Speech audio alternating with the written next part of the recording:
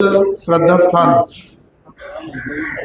आणि ज्याला आपण प्रति पंढरपूर म्हणतो अशा श्री पळशीच्या श्री राही रुक्मिणी मंदिरामध्ये आज देवशैनी आषाढी एकादशी सगळ्या भाविकांच्या भक्तीला आज महापूर आलेले। सकाळपासून मी बघतोय की रस्त्याने एवढी गर्दी पळशीकडे येत आहेत सगळी लोक, आणि खरं तर हे आपल्या सगळ्यांचं भाग्य आहे की पळशी आपल्या पारनेर तालुक्यामध्ये, आणि म्हणून आज सकाळीच आरतीसाठी या ठिकाणी तालुक्याचे लोकप्रतिनिधी काशीनाथराव दाते सर, माझ्याबरोबर उपस्थित असलेले पंचायत समितीचे सदस्य अमोलजी साळवे, वसंतराव चेडे, स्वप्नील जावरे, प्रसाद जावरे, शेजारील गावातील राजेंद्र रोकडे, कर्ण रोकडे, श्रीरंग शेठ, त्याचबरोबर उपस्थित असलेले अनेक मान्यवर, मी सगळ्यांचा नामोल्लेख या ठिकाणी करत नाही। खडकवाडीहून इथून आलेले विकास असतील, त्यांचे सगळे सहकारी असतील, वनकोट्याहून आलेले सगळे सहकारी, या देवस्थानचे अध्यक्ष आणि आमचे मार्गदर्शक मिठू शेठ जाधव आणि उपस्थित असलेले सर्व भाविक, चौधरी मॅडम, आज मला तुमच्या सगळ्यांना सांगायला खूप आनंद वाटतो की एक प्रसंग मला आठवतो की एक वेळेस कदाचित तुमचा विश्वास बसणार नाही, परंतु एकदा अतिशय आवर्षण, ज्याला आपण दुष्काळ म्हणतो, मिठू शेठ तुम्हाला आणि मोडवे सर तुम्हाला कदाचित आठवत असेल की पडलेला होता, त्यावेळेस या ठिकाणी एक पर्जन्य यज्ञ आपण केला होता। साधारण 8 दिवस स्वर्गीय आमदार वसंतराव दादा इथेच होते, आणि 8व्या दिवशी मात्र वरुण राजांनी कृपा केली, इतकं पॉवरफुल आणि इतकं शक्तिशाली मंदिर आज आपल्या तालुक्यामध्ये। या मंदिराला मदत करत असताना ग्रामस्थांच्या आग्रहास्तव आतापर्यंत जिल्हा परिषदेमधून क वर्ग दर्जा असेल, 1 कोटी रुपयांचं विकास काम असेल, श्री विठ्ठल राही रुक्मिणींच्या मूर्तीला चांदीचे मुकुट असतील, दादांच्या बद्दल मी सांगणार नाही, तुम्हाला माझ्यापेक्षा निलेश शेठ सगळ्यांना जास्त माहिती आहे।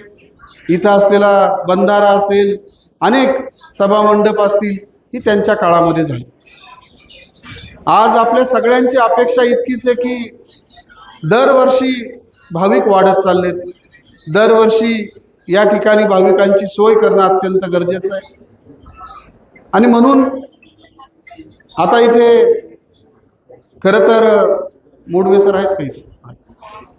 आप्पा इथं मोडवे सरांनी बाळासाहेब माझ्याकडे इच्छा व्यक्त केली, सरांकडे इच्छा व्यक्त केली। आता माझी परिस्थिती तुम्ही अशी करून ठेवली की तुका म्हणे आता उरलो उपकारापुरतं, कवच कुंडली सगळी त्यांच्या हातात देऊन टाकली।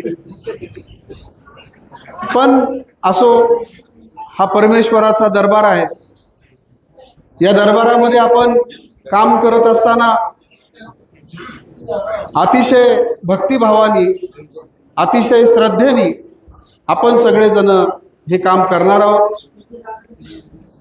मी माझ्या वतीनं फुल ना फुलाची पाकळी म्हणून 40 लाख रुपयाचा सभा मंडप या ठिकाणी जाहीर करतो। आमचे नेते, या राज्याचे उपमुख्यमंत्री नामदार एकनाथरावजी शिंदे साहेब आणि पर्यटन मंत्री शंभूराजे देसाई, या दोघांनाही मी हे सांगितलेले आणि त्यांनी त्याच्यावर सही देखील केलेली आहे। फक्त आपल्याला दिवाळीपर्यंत वाट बघावं लागेल, पुढच्या कार्यक्रमाच्या आत हे सगळं पूर्ण झालेलं असेल।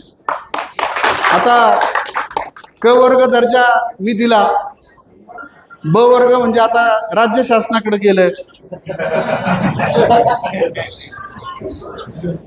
त्याच्यामुळे मी काय त्याच्यावर बोलणार नाही, त्यांना काहीतरी ठेवलं पाहिजे बोलायला, म्हणून ते त्यांचा उल्लेख करतील। पण खरं सांगतो, आज बघा पंढरपूरला जाणारा भाविक हा गिनीज बुकमध्ये त्याची रेकॉर्ड असा झालाय. अनेक मंदिरांमध्ये तुम्ही जाता, मी जातो, गेलो को पाय टेकवल्या टेकवल्या सांगतो, परमेश्वरा मला हे दे, परमेश्वरा मला सरपंच कर, परमेश्वरा मला आमदार कर, परमेश्वर मला खासदार कर. एकमेव पांडुरंग असे परमेश्वर आहेत की तिथं भक्ताला काही लागत नाही. तिथं भक्त फक्त म्हणतो मला तुझ्या कळसाचं दर्शन दे, मला बाकी काही देऊ नको. आणि हे सोपं नाही. हा त्याग, ही श्रद्धा, ही मनामध्ये निर्माण होण्यासाठी तेवढं पावित्र्य मनामध्ये असावं लागतं.